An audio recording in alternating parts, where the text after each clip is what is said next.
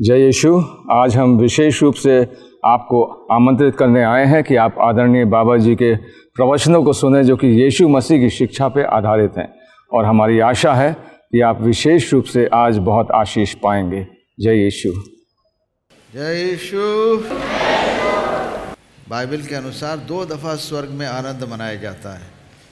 पहला होता है जब नए सिरे से पृथ्वी पर कोई व्यक्ति जन्म लेता है, यानी आत्मा से कोई मनुष्य दूसरा जन्म लेता है। यानी जब मनुष्य मन फिराता है और अपनी बुरी चाल को छोड़ता है और यीशु को अपना प्रभु और मुक्तिदाता ग्रहण करता है, तो बाइबल के अनुसार वो एक नया जन्म पाया हुआ व्यक्ति है। यानी उसका जन्म नया हुआ है और वो मसीह में एक नई सृष्टि बन गया है। वो नया क्रिएशन हो गया है। जो मसीह यीशु में है वो एक नई सृष्टि है। पुरानी बातें बीत गई, सब कुछ नया हो गया है।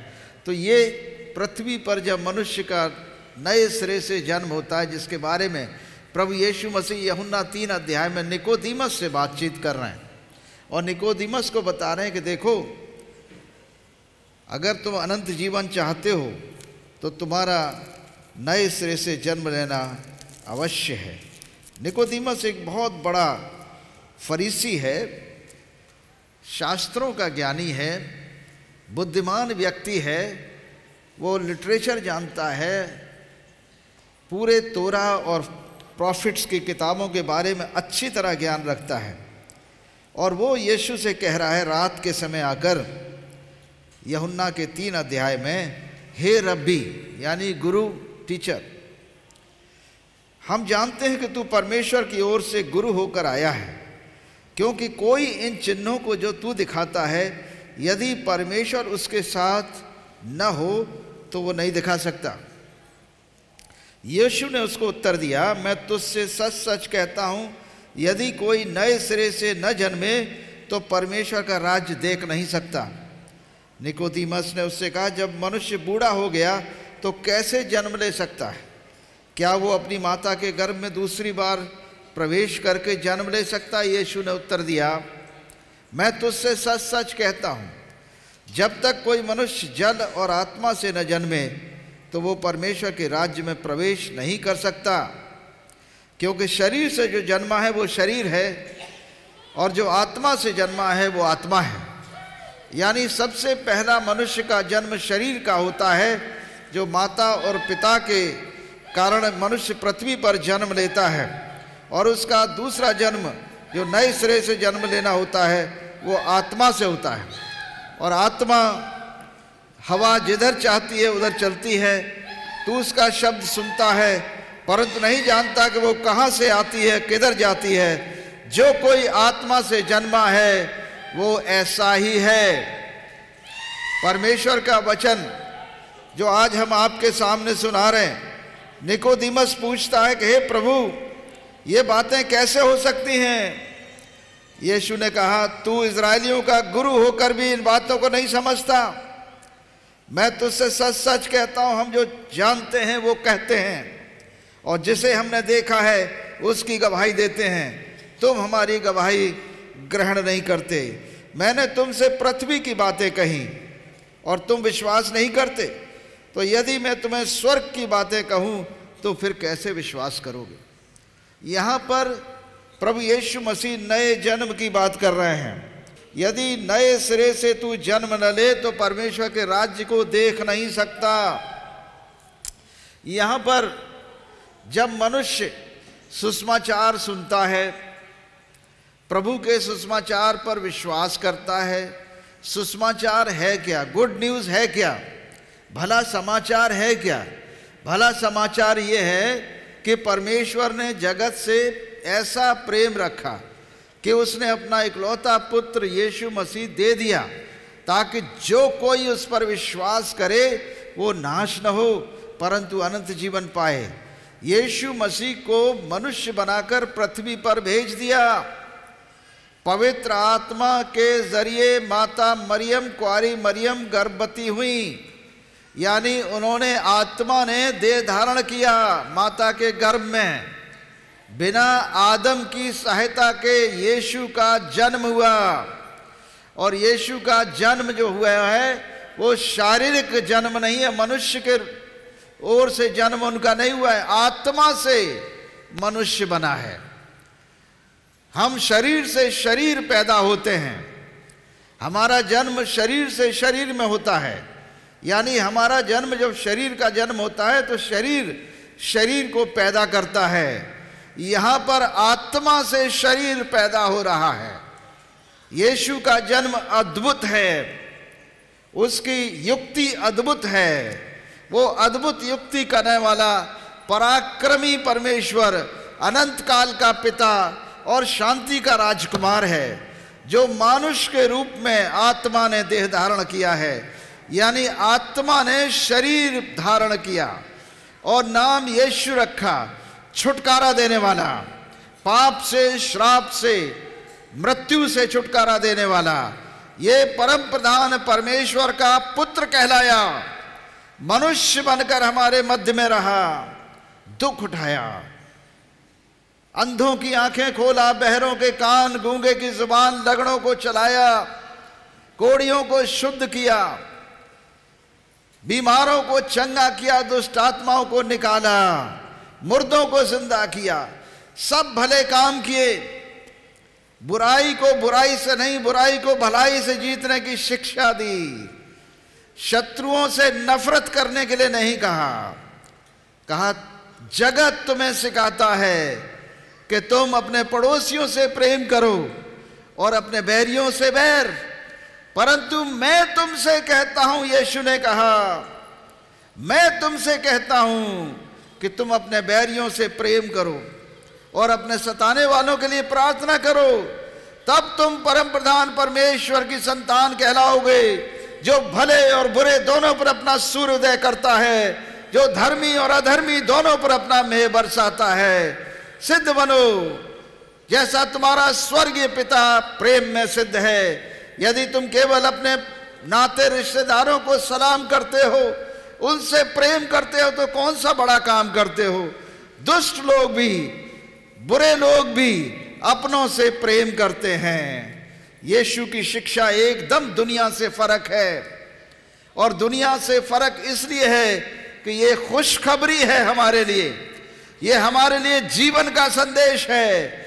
विश्वास करने वालों के लिए अनंत जीवन है। ये क्रूस की कथा, यीशु ने क्रूस उठाया। हम जानते हैं यीशु को क्रूस पर चढ़ने का एक ही वजह थी, यीशु ने अपने आप को परमेश्वर का पुत्र कहा था, कुछ भी गलत नहीं कहा था। यीशु कभी झूठ नहीं बोल सकते थे, उन्होंने जो कुछ बोला एकदम 100% सच बोला।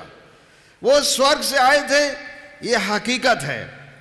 यीशु मसीह स्वर्ग से पृथ्वी पर मनुष्य के रूप में शरीर धारण किए थे, ये सच है, और पुत्र बनकर पृथ्वी पर आए, ये भी सच है।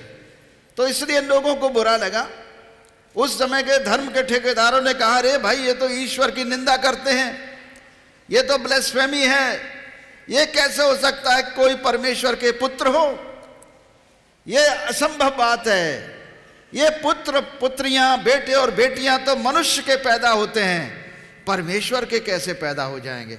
यानी परमेश्वर जो सर्वसामर्थी, सर्वशक्तिमान है, जिसने मनुष्य को पृथ्वी पर बनाया और मनुष्यों को औलाद पैदा करने की शक्ति दी, वो परमेश्वर खुद अपने लिए अपना पुत्र नहीं बना सकता, इस दुनिया में नहीं भेज सकता? इतना नाकाबिल है? मेरे प्रियो, ऐसा विचार मनुष्यों में नहीं रखना चाहिए।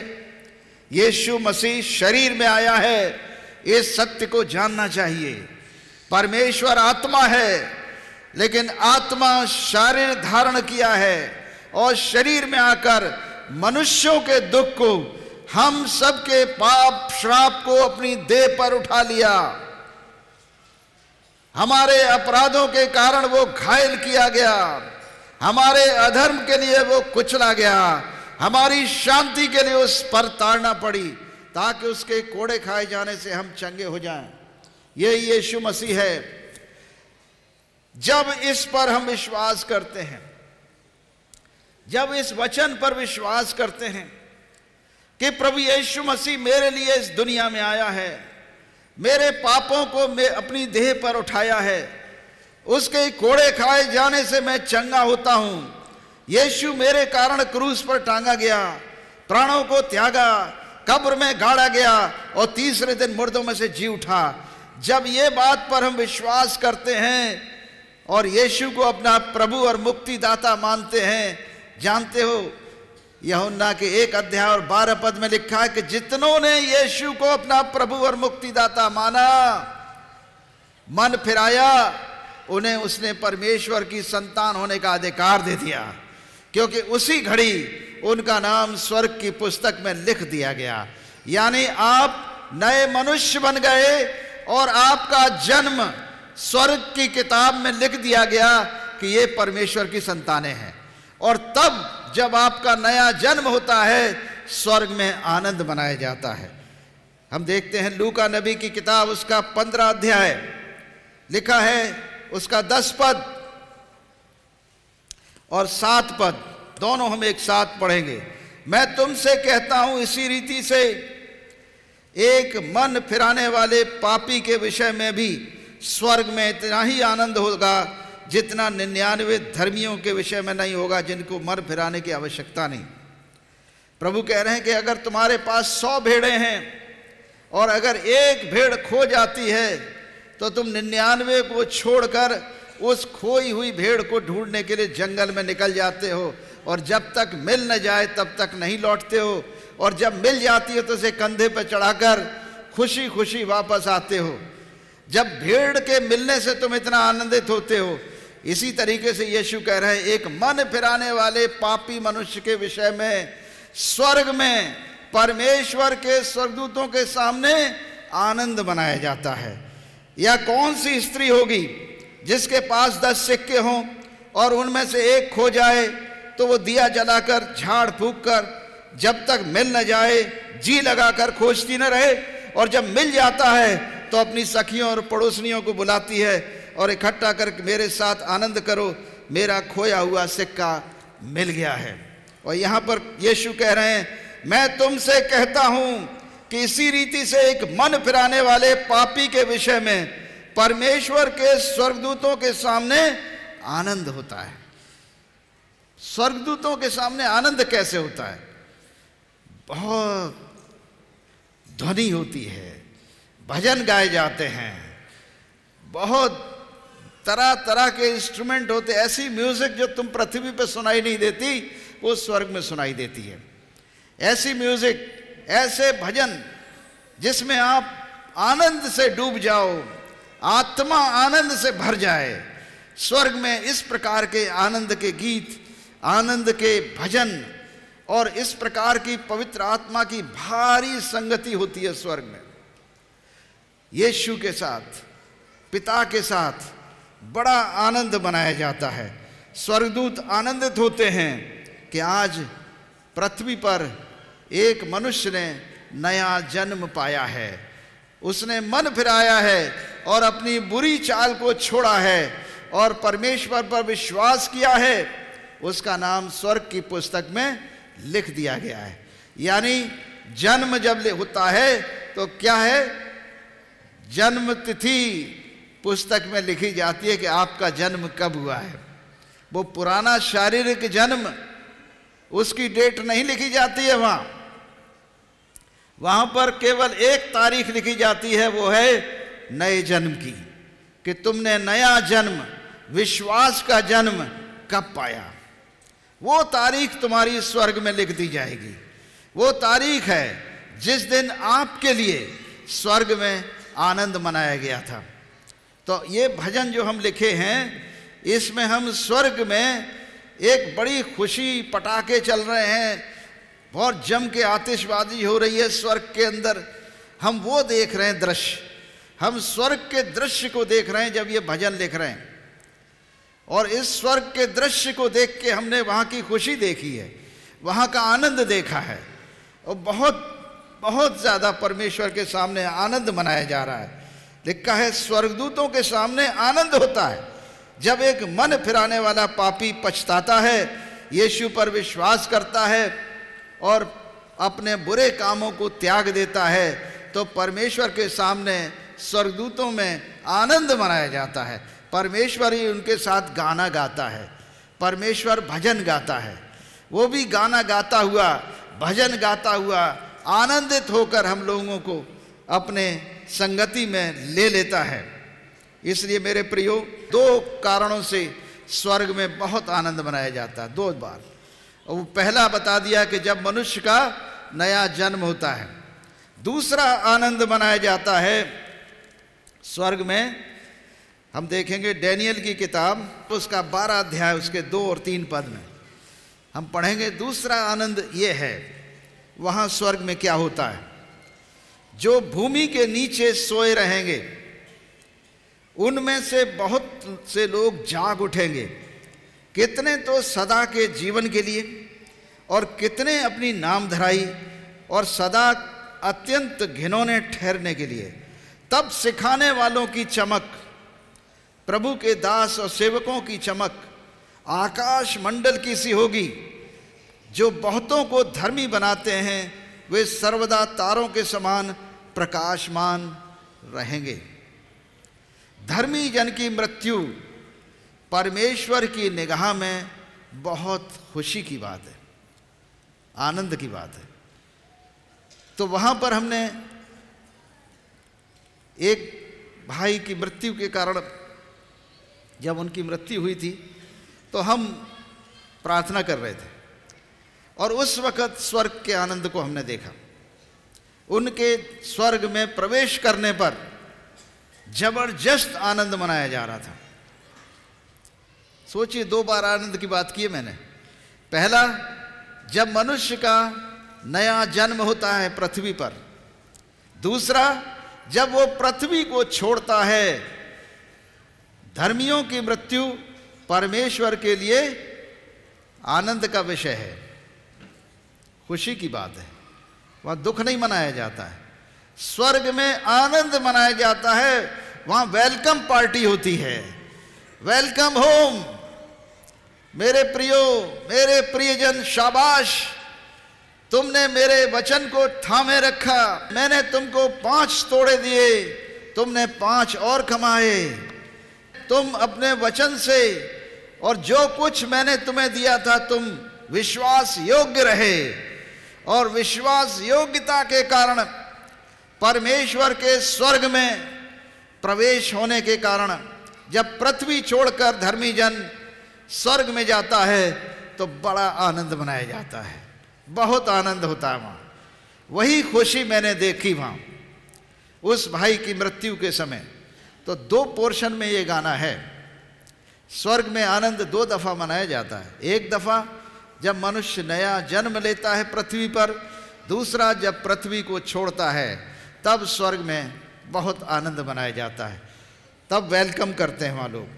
और फिर वहाँ चमक क्या होती है, आकाश मंडल के तारों के समान, जो बहुतों को धर्मी बनाते हैं। यानी आपके जीवन से, आपकी जिंदगी से बहुतों को लाभ पहुंचता है और बहुतेरे लोग आपके जीवन को देखकर सत्य परमेश्वर पर विश्वास करते हैं। लेकिन आपका जीवन, आपका चाल चलन अगर खराब है और आप अपने आप को मसीही कह रहे हैं, मसीह विश्वासी कह रहे हैं, झूठ बोलते हैं, चोरी करते हैं, फरेब करते हैं, विश्वासघात करते हैं, व्यभिचार करते हैं, तमाम तरह की बुरी बुरी बातें करते हैं जो जिंदगी में हर आम आदमी करता, हर गुनहगार करता है, उस हालत में ये उम्मीद मत रखना कि स्वर्ग में तुम्हारा वेलकम होगा। स्वर्ग के दरवाजे बंद होंगे और वो नरक का दरवाज़ा खुला मिलेगा, सीधे उस आग की भट्टी में जाओगे। ये हकीकत है।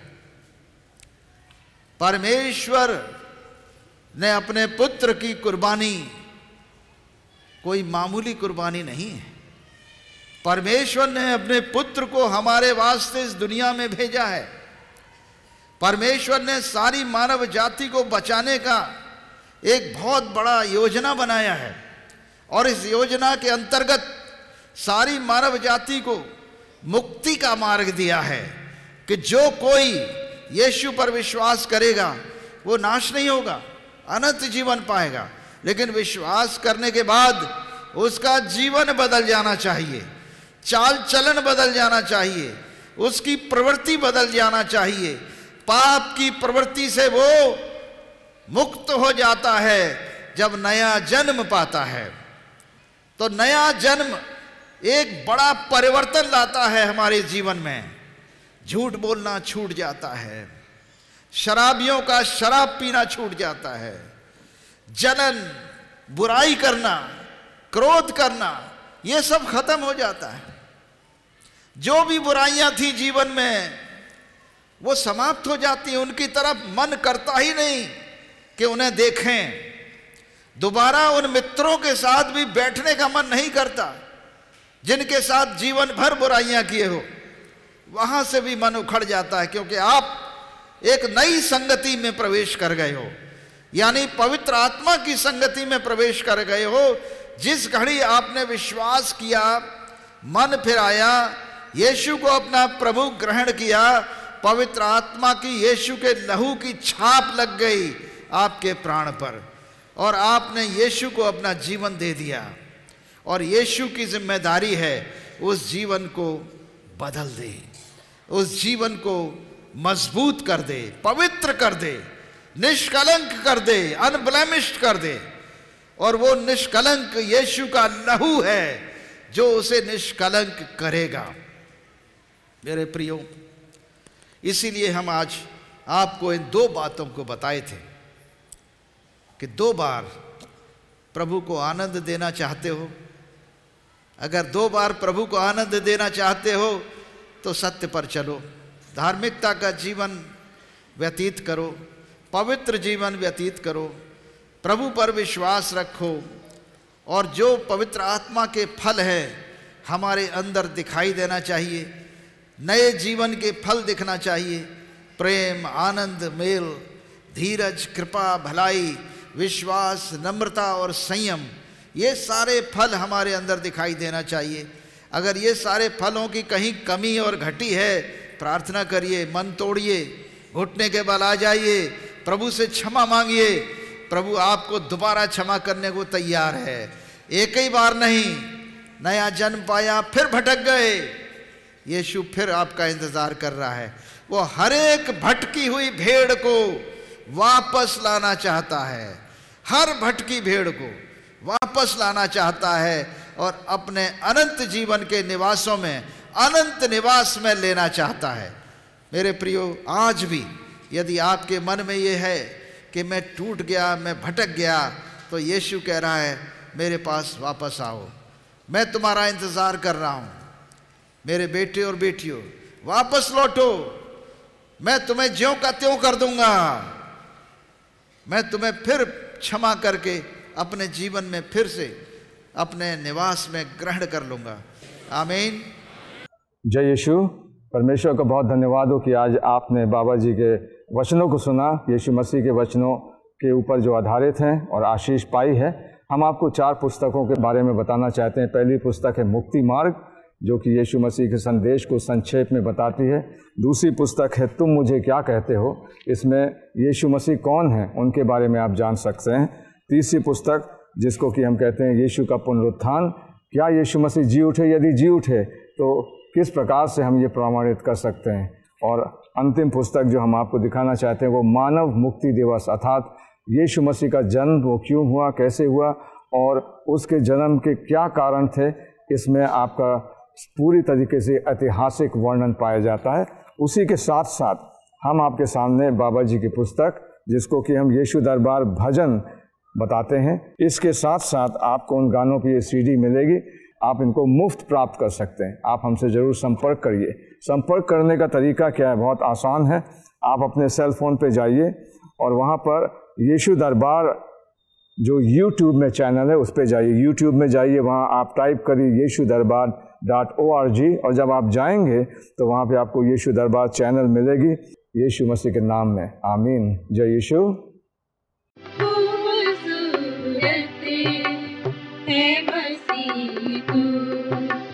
खूबसूरत है मसीह तू।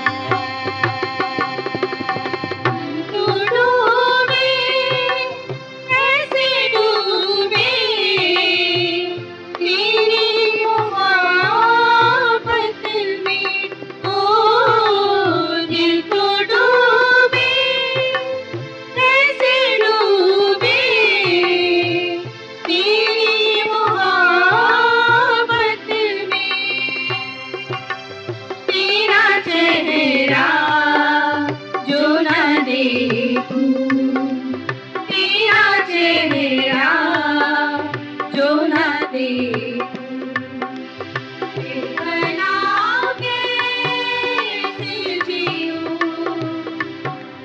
तेरे चेहरे में है जो बात, तेरे चेहरे में है जो बात, होठों से कैसे कहूं,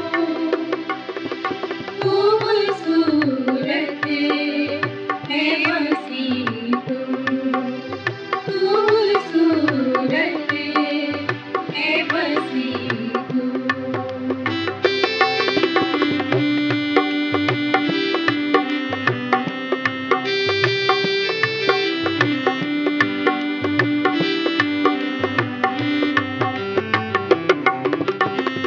सके बयां ना फरिश्ते तेरी मोहब्बत का, ओ कर सके बयां ना फरिश्ते तेरी मोहब्बत का,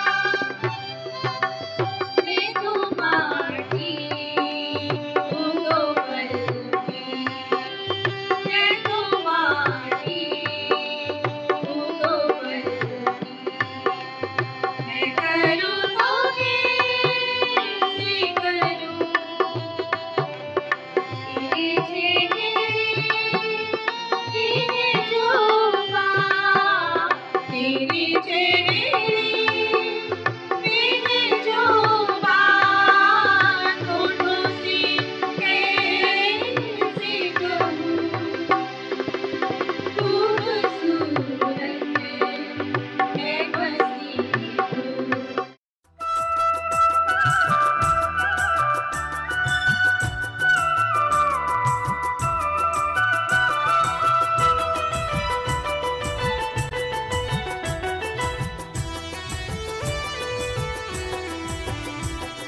प्रभु मुझे ले चल, प्रभु मुझे ले चल सतगुरु पास, सतगुरु में है आनंद का वास। प्रभु मुझे ले चल सतगुरु पास, सतगुरु में है